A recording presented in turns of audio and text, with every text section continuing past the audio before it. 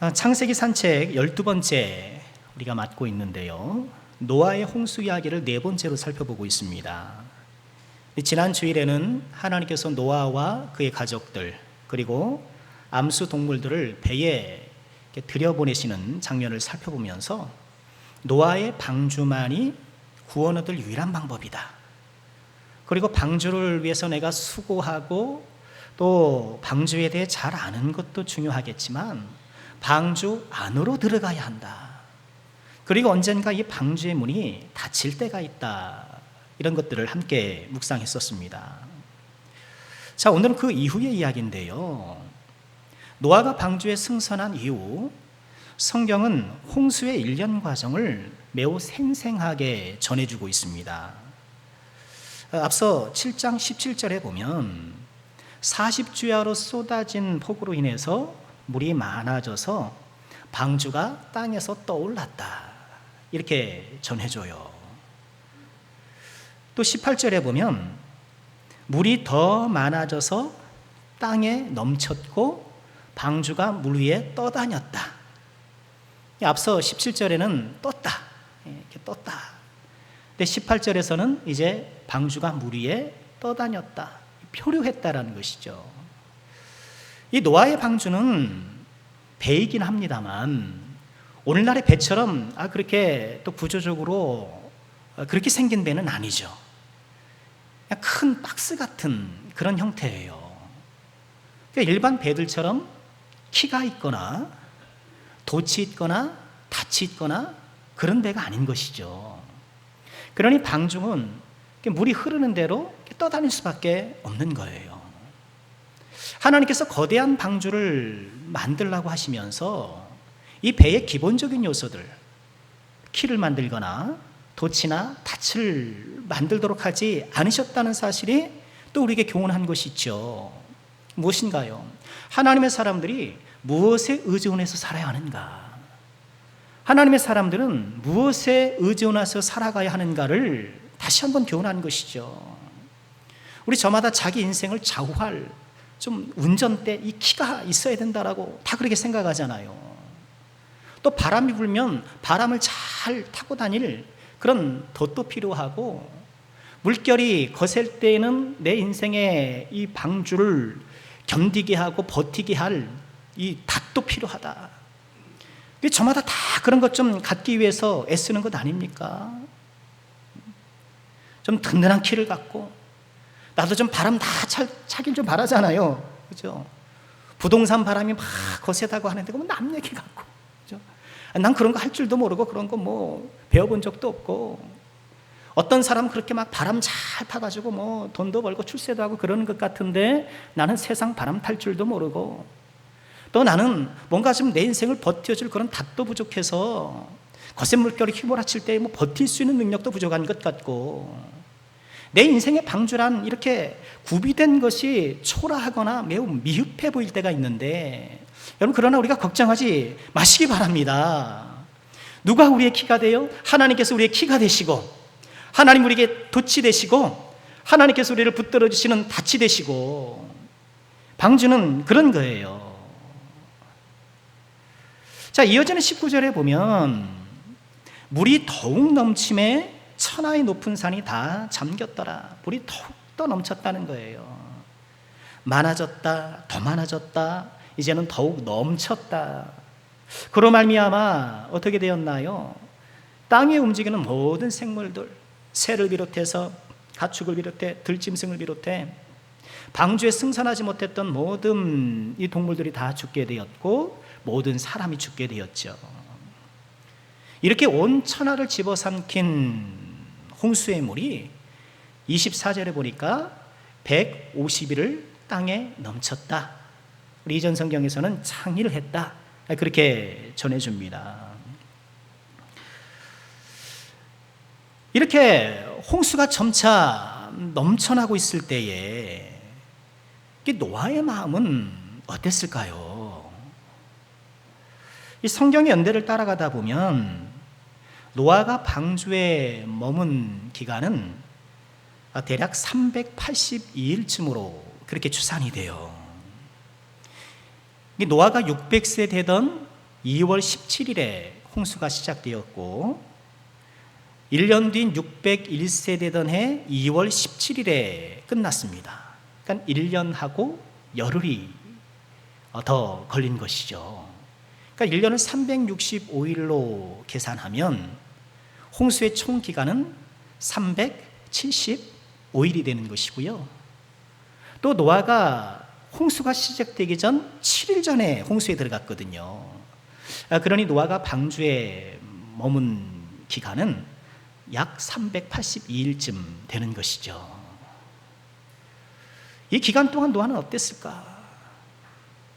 밖에서는 요란하게 비가 내리고, 비만 내립니까? 거센 흙탕물이 요동치면서 이 방주 이 벽을 때려댔을 거예요. 쿵 치고 쿵 치고. 떠내려가는 그 동물들과 사람들의 비명소리가 막 울려 퍼질 것이고, 또 어쩌면 뒤늦게 방주에 달려와서 나를 좀 태워달라고 방주문을 막 두드리고 애원하는 그런 사람들도 있었지 않겠습니까? 또 방주 내부는 창문이 있다고는 하지만 어두컴컴했을 거예요. 계속 비가 내리니까 어두컴컴했을 것이고, 온갖 동물들의 그런 소리와 이 오물로 악취가 진동했을 거예요. 그 안에서 노아는 버티고 있는 거예요. 우리야 성경을 통해서 1년 정도 있었구나 라고 생각하지만 노아는 이게 언제 끝날 줄 모르잖아요. 하나님께서 지금 이 방주에 들어가라고는 하셨고 준비는 시켰지만 이게 언제 끝날 줄 모르는 거예요. 또 표류하고 떠도는 이 방주가 어디에 도착할지도 알 수가 없는 거예요. 지금 이 방주 안에서, 캄캄한 방주 안에서 노아는 두려울 수밖에 없고 불안할 수밖에 없지 않겠습니까? 게다가 이 방주 안에 있는 동안에는 하나님조차 아무 말씀을 안 하시는 거예요. 홍수가 시작되기 전에는 만들어라, 어떻게 하라 그렇게 말씀해 주시지만 막상 이렇게 홍수가 시작되고 물결이 차오르고 사람들이 다 죽어가는 이런 혼란한 가운데는 아무 말씀도 안 해주고 계시는 거예요.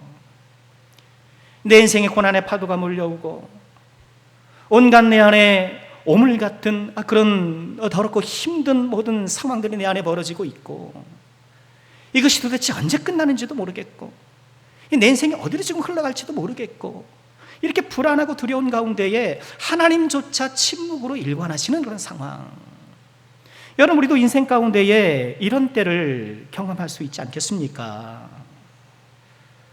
그러나 오늘 말씀이 우리에게 주는 복음은 무엇인가요? 이처럼 홍수의 시련 속에 캄캄한 방주 안에서 두려움에 떨고 있는 노아를 우리 하나님께서 기억하고 계셨다는 거예요. 오늘 8장 1절 말씀 다시 한번 보실까요? 하나님이 노아와 그와 함께 방주에 있는 모든 들짐승과 가축을 기억하사. 하나님께서 기억하시는 거예요. 기억하시는 거. 우리가 앞서 7장 17절 이하의 그 홍수가 전개되는 과정을 살펴보았는데요, 지금 점점 물이 차오르고 배가 떠오르고 배가 표류하고 이렇게 홍수가 점점 이 최고조의 정점에 이르는 그런 상황이었잖아요. 그런데 이렇게 정점에 이뤘던 홍수가 전환점을 맞고 변곡점을 맞는 것이 8장 1절이에요. 어떨 때요? 하나님께서 기억하실 때. 하나님께서 기억하시니 정점으로 치고 올라가던 홍수가 이제는 하향세로 접어들기 시작하는 거예요.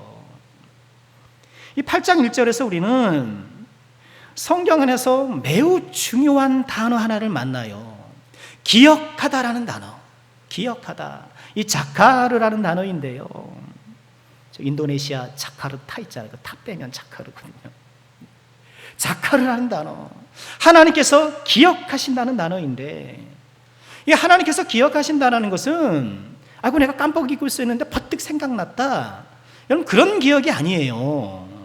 먼저 성경에서는 이 기억하다를 권념하다 이렇게 번역을 했는데, 하나님께서 깊이 생각하고 계신다는 거예요.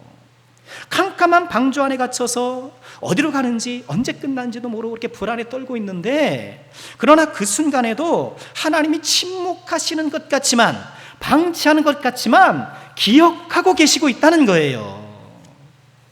하나님께서 우리를 기억하고 계심을 잊지 마시기 바랍니다. 하나님께서 나를 외면하시는 것 같고, 지금 내가 처한 이 상황이 언제 끝날지도 모르는 이런 캄캄하고도 암울한 상황이지만, 하나님께서는 노아를 기억하신 것 같이 저와 여러분 한 사람 한 사람을 끝까지 기억하고 계시는 분임을 믿으시길 바랍니다. 그리고 이 하나님의 기억은 언제나 행동을 수반하게 되어 있어요. 기억하시는 하나님은 역사하시는 하나님이에요.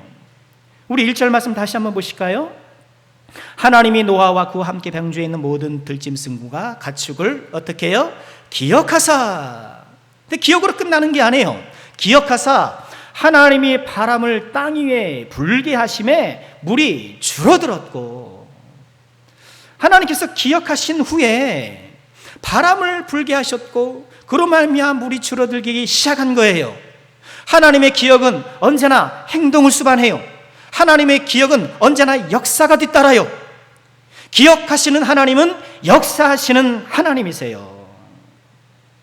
성경에 보면 하나님의 기억과 하나님의 구원 역사가 늘 함께하는 것을 보게 돼요. 창세기 19장 29절에 보면 하나님께서 소돔과 고모라를 멸망하실 때에 아브라함의 조카 롯을 구출하시잖아요. 성경이 이렇게 전해요. 중간부터 보시면 롯이 거주하는 성을 엎으실 때에 하나님이 아브라함을 생각하사 롯을 그 엎으시는 중에서 내보내셨더라. 아브라함을 생각하사, 이것은요 아브라함을 기억했다는 거, 똑같은 자카르라는 단어예요. 애굽에서 노예 생활하던 이스라엘 백성들이 어떻게 구원을 받을 수 있었을까? 그것도 하나님께서 그들을 기억하셨기 때문이에요. 출애굽기 2장 25절에 보면 하나님이 이스라엘 자손을 돌보셨고 하나님이 그들을 기억하셨더라. 하나님께서 기억하신 거예요. 사무엘의 어머니 한나를 기억하시지 않습니까? 아들이 없는, 아들이 없다라는 것은 당대에 현재도 없고 미래도 없다라는 거예요. 이런 불임 인생을 살아가는, 이 불임 인생으로 고통하고 있는 이 한나를 어떻게 해요? 하나님께서 생각하사 사무엘상 1장 19절에 그렇게 말씀하시죠. 엘가나가 그의 아내 한나와 동침함에 여호와께서 그를 한나를 생각하신지라, 기억하신지라, 작하를 하신지라. 하나님께서 생각하시니 사무엘을 얻게 되었고, 사무엘뿐인가요? 이 삼남이녀의 또 많은 자녀를 얻게 된 것 아닙니까? 우리 하나님께서는 기억하시는 하나님, 기억하사 역사하시는 하나님이라는 것을 여러분 꼭 기억하시길 바랍니다. 케네스 베라는 선교사님이 계셔요. 이분이 1968년생이신데 16세 때 미국으로 이민을 가셔서 부모님을 따라가신 것이죠. 미국에서 학교를 나오시고 미국 시민권을 획득하신 분이십니다. 이분이 선교사님인데 중국과 북한을 오가는 관광업에 종사하시면서 관광객들을 데리고 북한을 17번이나 이렇게 다녀오신 그런 분이라고 해요.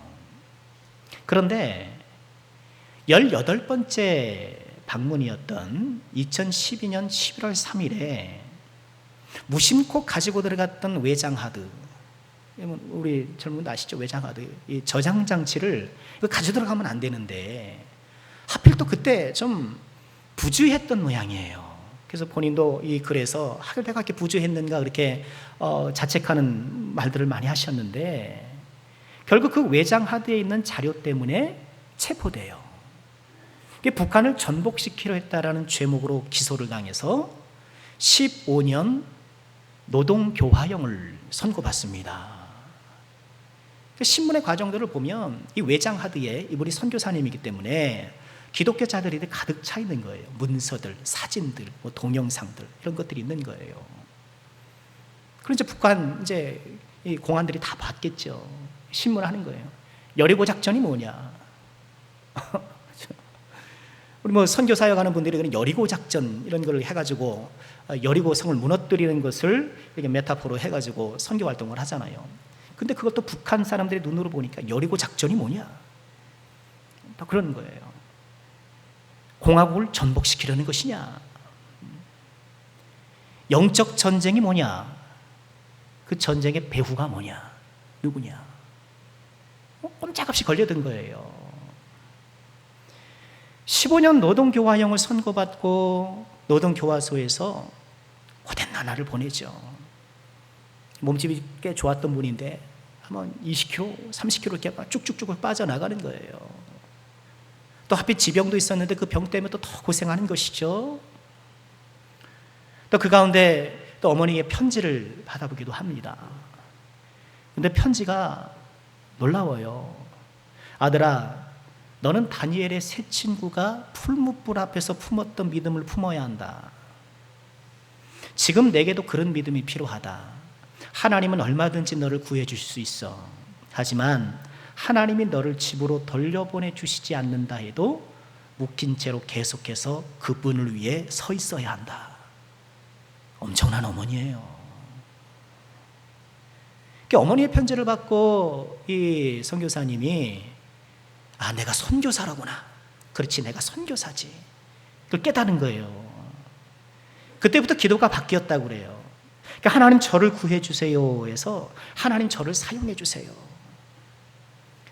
이렇게 기도가 바뀌었는데 여하간 억류된 지 377일 만에 가까스로 이 케네스 배 선교사님은 풀려나게 돼요. 그리고 그 기간을 회상하면서 앞서 그 책을 저술하셨는데요. 그 지난날을 회상하는 이 책의 마무리 부분에 이분이 이런 얘기를 해요. 잘 들어보세요. 내가 혼자인 것처럼 느껴지고 잊혔다고 생각되는 날도 있었지만 하나님은 한 번도 나를 잊으신 적이 없다. 여전히 그분이 모든 것을 주관하고 계셨다.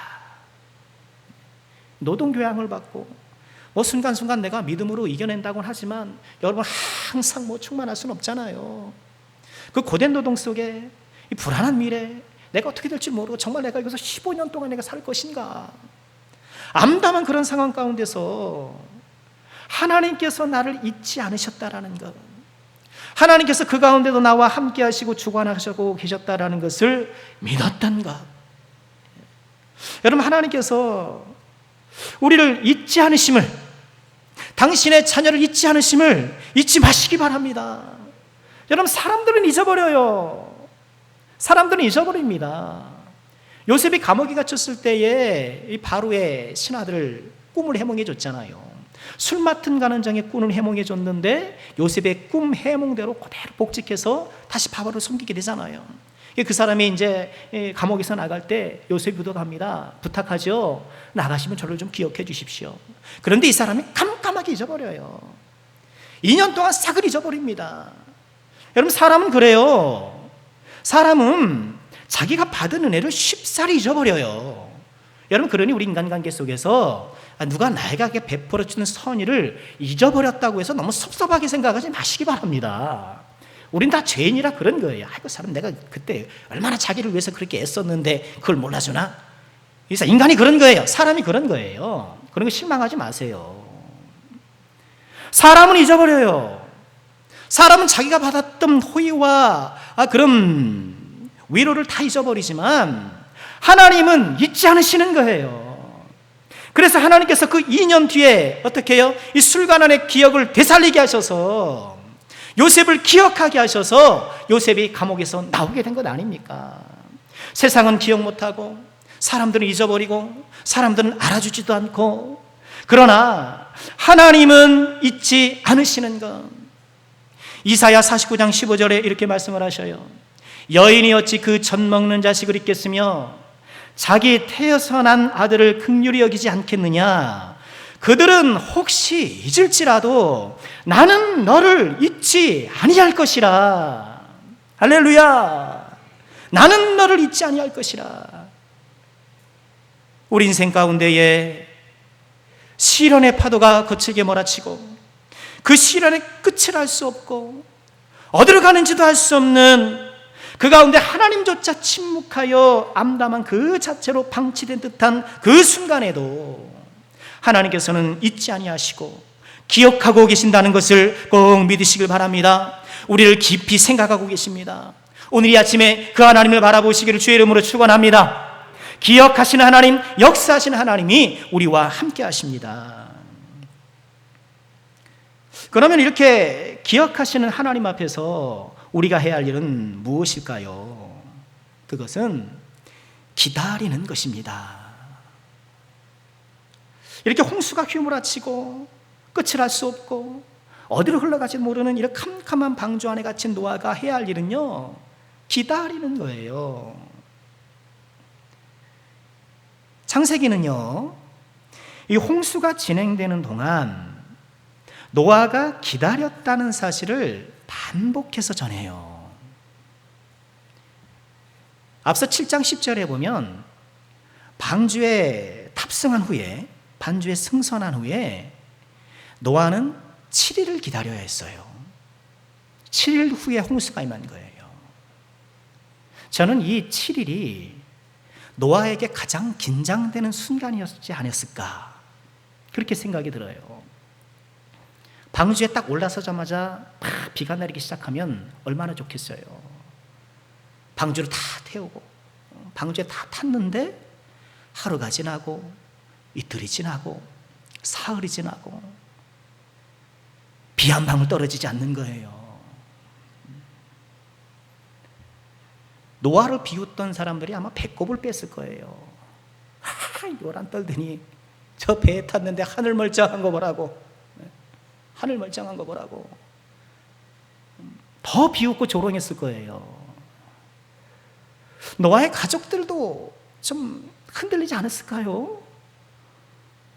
아버지 정말 하나님께서 그렇게 말씀하신 거 맞아요? 비가 오는 거 정말 맞나요? 그러나 노아는 묵묵히 7일을 기다립니다. 홍수가 끝나갈 때에도 그래요. 노아는 기다려요. 오늘 말씀 이후에 우리가 계속 읽어보면 까마귀와 비둘기를 날려보내는 그런 장면들 잘 알고 계시죠? 까마귀를 날려보냈더니만 돌아오진 않아요. 비둘기를 날려보냈더니 돌아와요. 8장 10절에 보면 또 7일을 기다려 다시 비둘기를 방주선에 놓았다. 또 7일 기다리는 거예요. 기다리는 거. 비둘기가 감람나무 잎을 물고 왔죠. 8장 12절에 보면 또 7일을 기다려. 7일을 또 기다리는 거예요. 비둘기를 내놔요. 성경은 이처럼 홍수 기간 내에 노아가 기다렸다는 사실을 반복적으로 보도하는 거예요. 여러분, 반복은 뭐라고요? 강조. 성경에서 지금 강조하는 것 뭐예요? 기다림. 노아가 기다렸다라는 거예요. 왜 성경이 이처럼 기다림을 강조합니까? 기다림이 중요하기 때문에, 하나님 앞에 기다릴 줄 아는 것이 믿음이기 때문이에요. 이런 믿음이 무엇인가요? 믿음에 대한 많은 정의가 있을 수 있겠으나 그 가운데 하나가 믿음은 기다림이에요. 기다릴 줄 아는 것이 믿음입니다. 믿으니까 기다리는 것이죠. 그런데 어떻습니까? 요즘 사람들이 가장 싫어하는 것이 기다리는 거예요. 여러분, 어디 식당에 쭉 가면, 식당에 어디 유명한 식당 가면은 줄이 쭉 서 있죠. 여러분 어떻게 하십니까? 저는요, 쳐다도 안 보고 돌아섭니다. 다음에 일찍 오든가. 그걸 뭘 못 키고서 기다리고 서 있는가? 다른 거 먹지. 그러나 기다려야 별미를 맛볼 수 있는 것 아니겠습니까? 사람들은 기다리는 거 싫어해요. 기다리는 거 싫어해요. 내가 왜 기다려야 되는데? 내가 왜 참아야 되는데? 요즘 4차 산업시대, 4차 산업시대를 어떻게 표현하나요? 이전에는 큰 물고기가 작은 물고기를 잡는 시대였다면 4차 산업혁명 시대는 빠른 물고기가 느린 물고기를 잡아먹는다. 속도가 중요하다는 거예요. 속도가 중요하게 여겨지는 이 시대에는요, 기다림은 무능이에요. 기다림은 무능력과 이퀄이 돼요. 기다리는 거 싫어해요. 마귀는 우리로 하여금 기다리지 못하게 해요.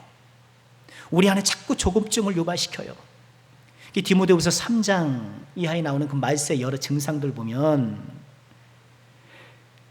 사람이 말세에 고통할 때가 이르는데 그 가운데 하나가 뭐예요? 배신하며 조급하며 자만하며 쾌락을 사랑한다. 이 조급하다는 거예요. 말세 사람들은 조급하다는 거예요. 아브라함이 하나님께 후손의 약속을 받았지만 끝까지 기다리지 못했죠. 결국 하갈을 통해 이스마엘을 낳았죠.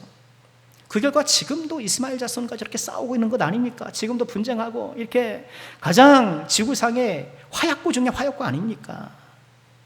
믿음은 기다림입니다. 기다릴 줄 아는 것이 믿음이에요. 그리고 하나님은 기다리는 자를 결코 실망시키지 않으십니다. 우리는 기억하시는 하나님 앞에 어떻게 기다리는 믿음으로 나아가야 되는 거예요. 그럼 우리는 어떻게 기다려야 될까? 제가 2015년에 울릉도로 한번 다녀온 적이 있습니다. 우리는 그런 데 가면 이게 섬 한 바퀴 타는 유람선을 이렇게 타잖아요. 저도 뭐 그런 거 한번 타봤습니다. 또 안내하시는 분들이 이제 뭐 설명을 해주잖아요. 기암괴석들에 얽힌 전설들. 어떤 바위가 있는데 물고기 잡으러 간 아버지를 기다리던 딸이 기다리다 못해 바위가 됐다는 거예요. 망부석이 됐다는 거예요.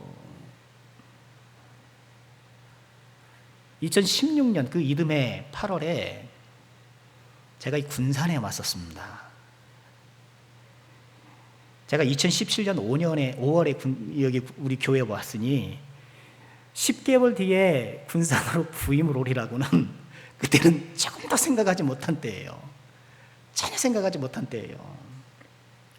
선여도에 유람선을 탔는데 또 거기서 바위 설명을 쭉 해주시는 거예요. 바위를 보면서 한양에 과거 시험 보러 갔던 남편을 기다리던 부인이 기다리다 못해 바위가 됐다. 망부석이 됐다는 거예요. 망부석이. 저기 울릉도에도 망부석이 있고 서쪽에도 망부석이 있고, 여러분 대한민국에 망부석이 없는 데가 없어요. 대한민국에 망부석을 다 모으면 아마 군대가 될걸요. 망부석 없는 데가 없어요. 하나님을 기다리는 것이 뭔가요? 이 돌처럼 우디커니 기다리는 것인가? 돌이 되도록 그렇게 멍하니 기다리고 있는 것인가? 아니죠. 성경은요, 믿음의 기다림을 기도하며 기다리는 것이라고 말씀해요. 기도하며 기다리는 거예요. 홍수가 다 지나가기를 기다리면서 노아가 했던 일이 뭔가요? 앞서 살짝 보았습니다만 까마귀와 비둘기를 날려보내기 시작합니다. 창문을 열고 까마귀를 날려보내요. 여러분, 저는 이 새들을 날려보는 이런 장면을 기도에 비유해 보고 싶어요. 노아가 처음 보낸 것은 뭔가요? 까마귀예요. 그런데 이 까마귀는 돌아오지 않아요. 어디로 갔는지 돌아오질 않아요. 가끔 나의 기도가 그럴 때가 있지 않습니까? 나는 기도한다고 하는데 온갖 기도를 갖고 기도를 날려보냈는데 이 기도가 어디로 갔는지도 모르겠고 돌아오지도 않고 이 까마귀처럼 기도가 새까맣게 날아가 버린 그런 때가 있지 않습니까? 하나님은 여전히 묵묵부답이시고, 기독교 작가 필린 얀시의 표현처럼 면전에서 문을 쾅 닫아버리시는 것처럼 내 기도가 까마귀처럼 그저 날아가 버렸을 때 노아는 다시 비둘기를 보내요. 그런데 이 비둘기가 감람나무 나뭇잎을 하나 따고 들어오는 거예요. 까마귀보다는 낫지만 이 잎사귀로는 아직 충분하지 못한 것 아닙니까? 때때로 나에 대한 하나님의 기도의 응답이라는 것이 이런 나뭇잎에 불과할 것처럼 느껴질 때가 있어요. 남들 보면 기도했더니만 뭐 어마어마한 것을 보고 무슨 환상을 보고 무슨 대단한 역사를 보는 것 같은데 왜 나는 이렇게 나뭇잎사귀 같은 이런 부스러기 같은 은혜만 받고 있는가? 왜 내 인생에도 뭔가 좀 기적적인 일, 어디 가서 좀 나게 떵떵거리고 좀 간증할 만한 그런 일이 내 안엔 일어나지 않는가? 그럴 때가 있는 거예요. 그러나 노아는 어떻게 했어요? 다시 한번 비둘기를 날려보냈고 마침내 방주에서 나와서 푸르른 하늘과 이 메마른 땅을 밟을 수가 있었던 거예요. 일전에 말씀드린 것처럼요, 이 홍수가 진행되는 이 기간 내내 노아는 한마디 말을 안 해요. 노아가 말한 거 한번 찾아보세요. 여러분 성경책에 뚫어져라 찾아보셔도 이 홍수가 끝날 때까지는 노아가 한마디도 안 해요. 한마디도 안 한 노아가 한 일이 딱 두 가지예요. 첫 번째가 기다리는 일, 두 번째가 창문을 열고 새를 날려보내는 일이에요. 딱 두 가지예요. 이 홍수 가운데에 이 홍수 심판, 홍수 시련, 이 방주 같은 우리 인생 어떤 적용도 다 좋을 것입니다. 그 가운데 우리가 잊지 말아야 될 것이 무엇이에요? 하나님을 기다리는 것, 그리고 하늘의 창문을 열고 기도의 새를 날려보내는 것, 그것이 우리가 해야 될 일이라는 거예요. 때로는 나의 기도가 어디로 날아가는지 모를 때가 있어요. 나의 응답이라는 것이 때때로는 양에 차지 않을 수도 있어요. 그러나 하나님께서 마침내 응답하실 것이며 우리 인생에 덮인 이 뚜껑을 여시고 푸른 하늘과 맑은 땅을 밝게 하실 그날이 반드시 올 것입니다. 이 믿음을 갖고 기도하며 기다리시는 주의 종을 되시기를 다시 한번 주의 이름으로 축원드립니다. 또 우리는 어떻게 기다려야 될까요? 우리는 기다리되 말씀을 붙잡고 기다려야 돼요. 이 인생 시련 끝을 모르고 방향을 모르는 이 암담한 상황 속에서도 오늘 말씀을 기억해야 돼요. 오늘 말씀을 기억하고 하나님께서 지금 침묵하시는 것 같으나, 하나님께서 더디 움직이시는 것 같으나 나를 지금 깊이 생각하고 계신다라는 것을 믿어야 돼요. 이 말씀을 꼭 붙잡아야 되는 거예요. 시편 119편 52절에 이렇게 말씀을 하십니다. 여호와여, 주의 옛 규례들을 내가 기억하고 스스로 위로하였나이다. 주의 말씀을 기억하고 위로하였나이다. 주의 말씀을 기억하니 위로가 된다는 거예요. 주의 말씀을 기억하니 내 마음속에 용기가 솟아나더라는 거예요. 주의 말씀을 기억하니 이제 다시 한번 힘이 나더라는 거예요. 주의 말씀을 기억할 때에 우리 마음속의 모든 걱정과 근심과 불안이 눈 녹듯 녹아지기 시작하는 거예요. 주의 말씀을 붙잡고 기다릴 때에 마침내 주 오셔서 의의 빗줄기를, 은혜의 단비를 내리시는 거예요. 우리를 기억하시는 이 하나님의 사랑을 다시 한번 마음에 꼭 붙잡고 지금 어떤 시련과 환난 가운데에 언제 끝날지 모를, 어디로 가는지 못할 암담한 가운데 하나님조차 침묵하시는 것처럼 그 순간에 놓여 있습니까?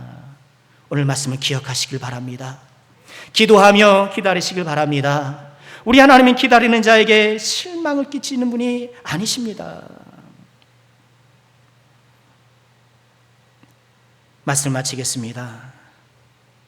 홍수 심판, 그 죽음의 강물 가운데 캄캄한 방주 안에 방치된 것 같았으나 하나님은 노아를 기억하셨습니다. 하나님은 기억하시는 하나님, 기억하시는 하나님 앞에 우리는 기다림의 믿음으로 나아가야겠습니다. 기다리시되 기도하며 기다리시길 바랍니다. 기도하시되 말씀을 꼭 붙잡고 기도하시길 바랍니다. 하나님은 기다리는 자를 결코 실망시키지 않으십니다. 우리 이사야 30장 18절 말씀 다 함께 읽어보실까요? 자, 함께 읽겠습니다. 그러나 여호와께서 기다리시나니 이는 너희에게 은혜를 베풀려 하시며 일어나시리니 이는 너희를 긍휼히 여기려 하심이라. 대저 여호와는 정의의 하나님이심이라. 그를 기다리는 자마다 복이 있도다. 아멘. 그를 기다리는 자마다 복이 있도다. 이 귀한 말씀이 우리 남성께 사랑하는 모든 권속들의 인생 가운데, 가정 가운데에 온전히 성취되시기를 주의 이름으로 축원합니다.